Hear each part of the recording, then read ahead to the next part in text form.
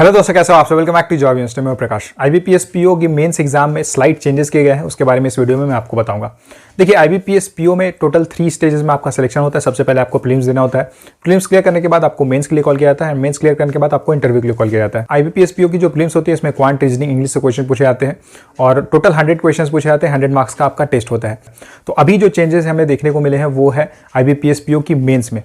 Mains में objective and descriptive दोनों ही type के टेस्ट होते हैं। सबसे पहले अगर ऑब्जेक्टिव टेस्ट की बात करें तो रीजनिंग एंड कंप्यूटर एप्टीट्यूड से 45 क्वेश्चंस पूछे जाते हैं। मैक्सिमम मार्क्स 60 रहता है, इसके लिए आपको 60 मिनट्स का टाइम मिलता है। General economy and banking awareness से 40 क्वेश्चंस पूछे जाते हैं। मैक्सिमम मार्क्स 40 रहता है, इसके लिए आपको 35 मिनट्स का टाइम मिलता है। इंग्लिश से 35 क्वेश्चंस पूछे जाते हैं। मैक्सिमम मार्क्स 40 रहता है एंड इसके लिए आपको 40 मिनट्स का टाइम मिलता है। And data analysis and interpretation से 35 क्वेश्चंस पूछे जाते हैं। मैक्सिमम मार्क्स 60 रहता है एंड इसके लिए आपको 45 मिनट्स का टाइम मिलता है। यानी कि जो ऑब्जेक्टिव टेस्ट आपका होता है, इसमें टोटल 155 क्वेश्चन पूछे जाते हैं।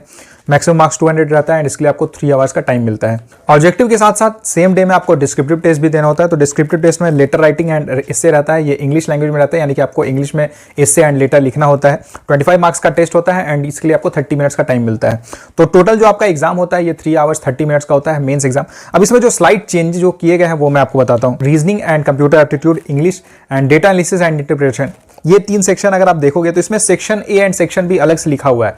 अब सेक्शन ए क्या है, सेक्शन बी क्या है, इसको लेकर बहुत सारे कैंडिडेट्स के मन में कंफ्यूजन है, क्योंकि अचानक से ये चेंज किया गया है। इसके पहले इसके बारे में कोई इन्फॉर्मेशन नहीं दी गई थी। तो जैसे अगर आप रीजनिंग एंड कंप्यूटर एप्टीट्यूड वाला सेक्शन देखो तो इसमें 45 क्वेश्चन है एंड 60 मार्क्स का आपका टेस्ट होगा। तो पहले क्या होता था कि हर क्वेश्चन इक्वल रहता था, इक्वल मार्क्स का रहता था। लेकिन अब इन्होंने क्या चेंजेस किया है कि जो क्वेश्चन है उनको इन्होंने सेक्शन में डिवाइड कर दिया, यानी कि section A and section B. Section A में जो क्वेश्चन रहेंगे वो 2 मार्क्स के रहेंगे एंड सेक्शन बी में जो क्वेश्चन रहेंगे वो 1 मार्क्स के रहेंगे। तो वैसे करके अगर आप यहां पे देखोगे तो हो सकता है कि 20 क्वेश्चंस या 15 क्वेश्चंस ऐसे रहेंगे जो 2 मार्क्स के रहेंगे एंड बाकी 30 क्वेश्चन जो ऐसे रहेंगे वो 1 मार्क्स के रहेंगे। तो टोटल 60 मार्क्स आपका ऐसे हो जाएगा।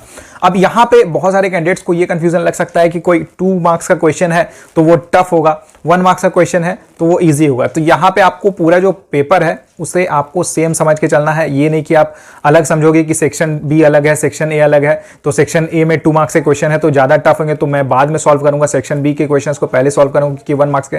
तो ऐसा बिल्कुल नहीं करना है। जैसे आप पहले एग्जाम देते थे वैसे ही एग्जाम देना है, कोई चेंज नहीं हुआ। एग्जाम का जो आपका एग्जाम देने का जो मेथड होगा उसमें आपको कोई चेंजेस नहीं करना है, क्योंकि कई बार ऐसा भी होता है ना कि जैसे 2 मार्क्स के जो क्वेश्चन रहता है उसमें इजी क्वेश्चन आपको देखने को मिल सकता है, और कई बार ऐसा होता है कि 1 मार्क्स का जो क्वेश्चन रहता है उसमें आपको टाइम टेकिंग क्वेश्चन देखने को मिल सकते हैं। और ये जो चेंज है एक्चुअली आईबीपीएस क्लर्क की जो मेंस एग्जाम हुई थी उसमें जो रीजनिंग है उसमें भी ऐसा ही इन्होंने किया था, section A and section B करके वहां पे रखा था। तो नया था तो कुछ कैंडिडेट्स को कंफ्यूजन हो गया था, तो उन्होंने ये मिस्टेक वहां पे की है। इसलिए मैं आपको यहाँ पे बता दे रहा हूं कि जैसे आप पेपर देते हो, जैसे आपने प्रैक्टिस किया हुआ है वैसे ही आपको यहाँ पे टेस्ट देना है।